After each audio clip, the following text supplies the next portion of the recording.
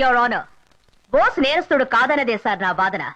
నేరం ఆరోపించబడ్డ బోస్ ని విచారించినప్పుడు నాకు అర్థమైంది ఏమిటంటే, ఒక వ్యక్తి మంచివాడు కావడానికి, చెడ్డవాడుగా మారడానికి అతను పెరిగిన వాతావరణమే కారణం. అది మీరే ఒప్పుకున్నారు.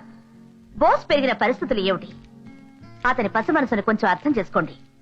తల్లి తండ్రి లేరు, అతను ఒక అనాథ. ప్రేమాభిమానాలు చూపించడానికి అతనికంటూ ఎవరూ లేరు. బోస్ కి మంచి చెడు చెప్పేవాళ్లు ఎవరూ లేనందువల్లనే అతను తన ఇష్టం వచ్చినట్టు బిహేవ్ చేస్తున్నాడు. బోసు మంచివాడని నేను చెప్పడం లేదు, అలాగని మార్చలేనంత చెడ్డవాడు కాడు. బోస్ కి కావాల్సింది అతను మారడానికి ఒక అవకాశం. ఆ అవకాశాన్ని ఇవ్వమని కోర్టు వారిని కోరుతున్నాను. బోస్ మారడానికి ఈ కోర్టు ఇంతకు ముందే 3 సార్లు అవకాశం ఇచ్చిందనుకుంటాను. 3 సార్లా 4 సార్లు? 4 సార్లు. 5 సార్లమ్మా, అబద్ధం చెప్తున్నాడు. ఎన్నిసార్లు అవకాశం ఇవ్వబడింది అన్నది ఇప్పుడు సమస్య కాదు. అసలు సమస్య ఏమిటంటే, అతని మీద నమ్మకం ఉందా లేదా అన్నదే. ఆ నమ్మకం నాకుంది. బోస్ కి 4 సార్లు కోర్టు అవకాశం ఇచ్చిన మాట వాస్తవమే. కానీ అతనికి ఇప్పుడు ఇచ్చే అవకాశం వల్ల అతను ఖచ్చితంగా మారతాడని నేను నమ్ముతున్నాను. కనుక బోస్ ని క్షమించి విడుదల చేయవలసిందిగా కోర్టు వారిని కోరుతున్నాను.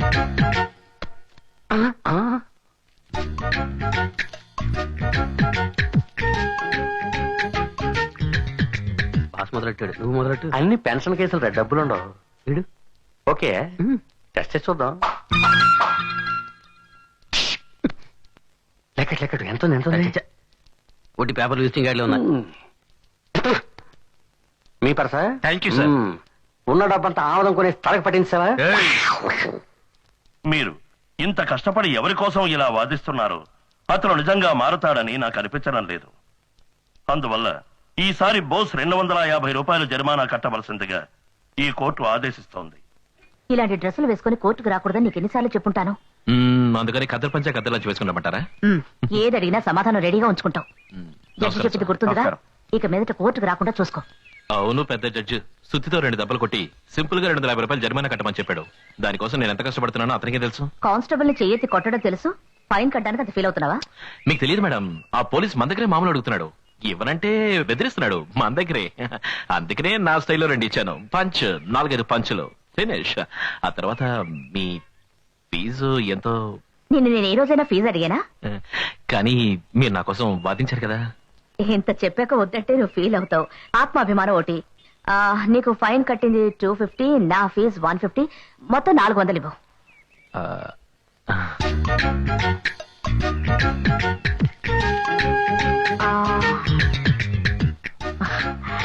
థ్యాంక్స్. బోస్, ఇక మీదట తగాదాలు గొడవలు వదిలేసి మంచివాడిగా మారిపో. నేనా? నువ్వు తలుచుకుంటే చేయగలవు. బాయ్. ఏంటి బోసు ఆవిడేదో ఆత్మాభిమానం అది ఇది అంటోంది? కాజేసిన పర్సు ఖాళీ అయింది, దాని పేరే ఆత్మాభిమానం అనుకుంటా. ఓహో, ఆదాయం పోతే దాని పేరు ఆత్మాభిమానమా? ఆ మేడం వాదించిన దానికి 200 ఇచ్చిండొచ్చా? చిచి, అది కూడా ఎక్కువ. 100 రూపాయలు ఇస్తే హ్యాపీగా తీసుకెళ్లిపోయేది. మనం కొట్టేసి ఆడు కొట్టేసింది కదా. వదిలేనరా, పూలందేవి దగ్గర 30,000 కొట్టేశారు. మన దగ్గర ఉన్నాయి బిస్కెట్లు. థ్యాంక్స్, వస్తాం. మళ్ళీ కలుద్దాం. యువర్ ఆనర్, నా క్లయింట్ అయిన బోసు నిజంగా నిరపరాధి. సమయం సందర్భమే ఏ వ్యక్తినైనా నేరస్తుని చేస్తాయి. అవే బోసును కూడా నేరస్తుని చేసే. ఏంటా సమయం తెలీదా? సిగరెట్ తాగే సమయంలోనే బోస్ టెన్షన్ అవుతాడు. దానికెందుకు టెన్షన్? సిగరెట్ దొరికి ఆపు దొరకపోతే బోసు లాంటి వాడికి టెన్షన్ రాదా ఏంటి? సరే, ఆపు దొరికితే? సిగరెట్ ఆపు దొరికాక ఫిగర్ దొరకపోతే ఇంకా టెన్షన్ కదరా. ఏదో సరదా జోకేసాను రోయ్, సీరియస్ గా తీసుకోకు. కానీ నిజంగా ఈ రోజు పద్మిని మేడం వాదనకి పడిపోయి ఆమె దగ్గర కొట్టేసిన డబ్బు ఆమెకే తిరిగి ఇచ్చాడు. ఏమంటారా? మేడం తీసుకుంటారని అనుకోలేదురా. కానీ సూపర్ గా ఆర్గ్యూ చేసింది కదా. ఏరా, ఆర్గ్యుమెంట్ మాత్రమేనా సూపర్, అందం కూడా సూపరేరా. ఏం ఫిగర్ గురు. ఎవరికి ఎంత తీసుకుంటుంది? ఏరా, చెక్ తీసుకుంటుందా క్యాషా? వదిలితే క్రెడిట్ కార్డు లో పే చేసేట్టున్నావు. ఎందుకు అడుగుతున్నావు? లేదురా, ఆర్గ్యుమెంట్ కి అడిగాను. అలాంటి విషయాలు మనకు తెలియదురా. రే బోస్, ఆర్గ్యుమెంట్ కి డబ్బు మాత్రం ఇస్తున్నావా లేదా మీ ఇద్దరి మధ్య ఏదైనా?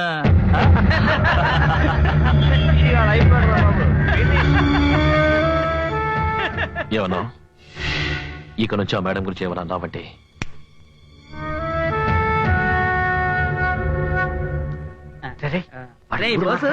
నాకు డౌట్, మీ అన్న నీతో ఎందుకుంటలేదురా? ఎందుకు మీ అమ్మ మీ నాన్నతో ఉండడం లేదు? వీడికి ఇది కావాల్సిందేరా. ఇలా రా. ఎంత మిగిలింది నువ్వు ఉంచుకో.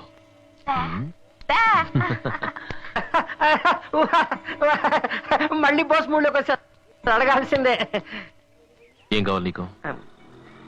మా అందరికి కూల్ డ్రింక్ కావాలి, పోయిస్తావా? నవ్వేశాడు. మా అందరికీ ముందు కావాలి, పోయిస్తావా? ఓకే. బోసు రేపు ఖర్చుకి డబ్బులు లేవు గురు. ఎక్కడైనా కొట్టేయచ్చుగా. ఇక్కడ ఎవరి జేబుల్లోనూ పర్సులు లేవే. కొంచెం చూడు. Hello, how are you?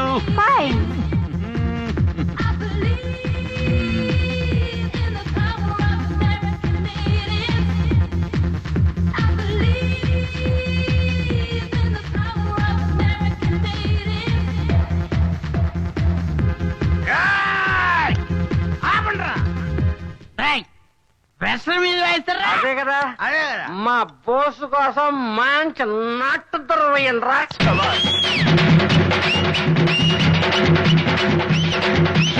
మహాజనులారా, మీకు ఆశ్చర్యాన్ని కలిగించే అద్భుతమైన సాహసాన్ని ఇప్పుడు చూడబోతున్నారు. ఒక చిన్న అగ్గిపుల్ల మన వేలికి తగిలితేనే మనం విలవిల్లాడిపోతాం. కానీ ఈ యువకుడు ఇప్పుడు మన ముందే తన ఒంటికి నిప్పంటించుకుని అంత ఎత్తు నుంచి దూకి మిమ్మల్ని ఆశ్చర్యంలో ముచ్చెత్తబోతున్నాడు. అయ్యో పాపం చిన్న కుర్రాడిని పండించుకుంటున్నాడే. అవునవును, 60 ఏళ్ళు వచ్చి వేస్ట్ గా ఉన్నారు. వీళ్ళకి పెట్టాలి నిప్పు. నీ పెళ్ళానికి పెట్టరా నిప్పేదో. ఏ నీ కూతురు నీకు చెయ్యి, నీకు పెడతా. నన్ను దాన్ని చేస్తారా?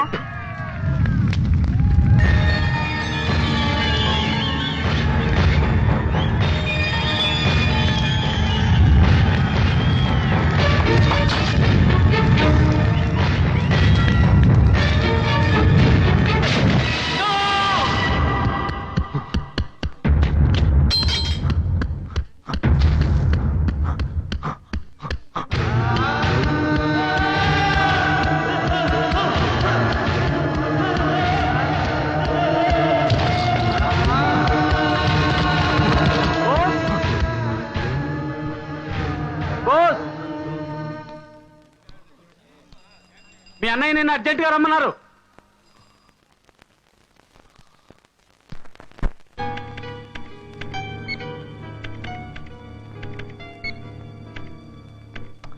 ఎంత 40,000 అండి. ప్రతిసారి చెప్పి పంపితేనే డబ్బు తీసుకొస్తావా? ఇంకెప్పుడు అలా జరగదండి. లెక్క చూసి చెప్తాను అంతవరకు. అలాగే సార్. వేణు, 40,000 లెక్క చూసుకో.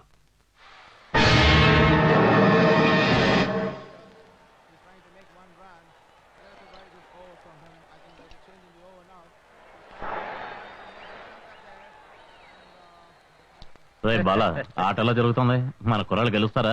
గెలుస్తారు. వాడు శంకర్ కదా, భలే కొడుతున్నాడే. కొట్టడమా, అదరు కొట్టేస్తున్నాడు. పోయినసారి బెంగళూరు టీం ని తుక్కు రేగొట్టేశాడు కదా.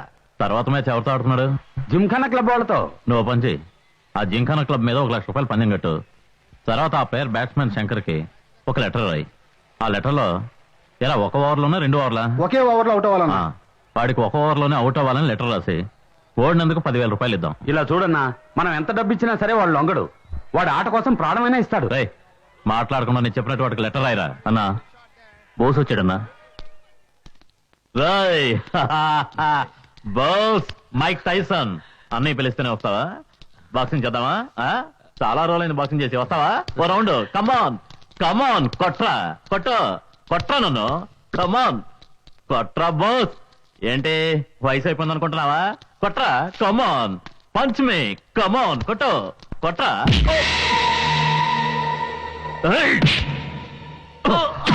బోస్ మీద చేయిస్తావా? గాడిద. వాడు మనవాడరా.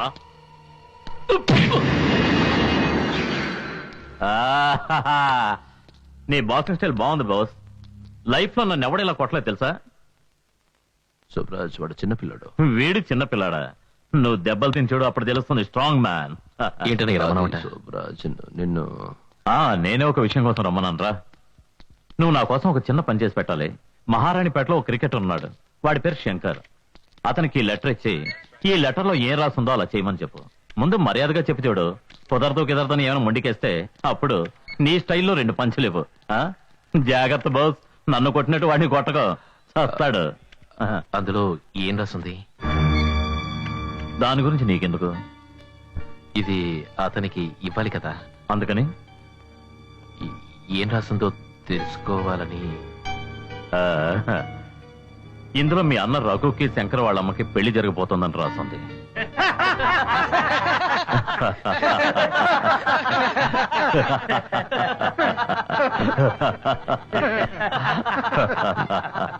నీకు ఈ పని చేయడం ఇష్టమా లేదా?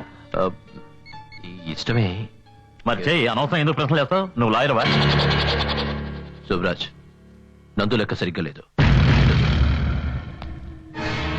బాస్ నేను తప్పు చేయలేదు బాస్, నేను డబ్బుకు లొంగలేదు బాస్, నేను చెప్పింది నమ్మండి బాస్, వసూలైంది అంతే బాస్, ఆ డబ్బును అలాగే తీసుకొచ్చాను బాస్. బాస్ నన్ను ఏం చేయకండి బాస్. డబ్బు ఇవ్వను, ఏం చేస్తారంటున్నాడు? ఏరా పనికి మాలిన కొడక, ఈ శోభరాజ్ దగ్గర నీ తెలివి చూపిస్తున్నావా? నేను అలా చెప్పను బాస్. ఏయ్! అయ్యో! ఫోన్. ఈ శోభరాజుని మోసం చేసిన వాడెవడు ప్రాణాలతో ఉండడని తెలిసి నన్నే మోసం చేస్తావా? ఈ విధవ డబ్బు కావాలని అడుగుంటే నేనే ఇచ్చేవాడిగా. అడిగినప్పుడు అడిగింది ఇవ్వలేదా? ఎవరికైనా తక్కువ చేశానా? చూస్తానని చెప్పండి రా. అందరినీ బిడ్డల్లా చూసుకుంటున్నానుగా.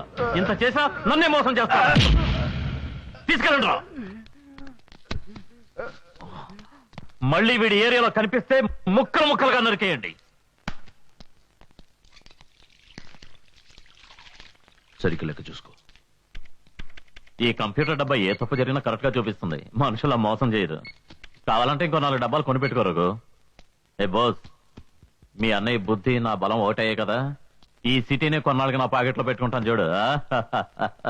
బోస్, నువ్వు కేవలం బాక్సింగ్ అనే టైం వేస్ట్ చేయడం కంటే కొంచెం కంప్యూటర్ నేర్చుకుంటే రేపు మంచి ఉద్యోగం దొరుకుతుంది. ఏ రకో, వాడేం టైం వేస్ట్ చేయడం లేదు. బాక్సింగ్ లో ఏదో రోజు గొప్పవాడు అవుతాడు. నువ్వు వెళ్ళి బాగా ప్రాక్టీస్ చేయ బాస్.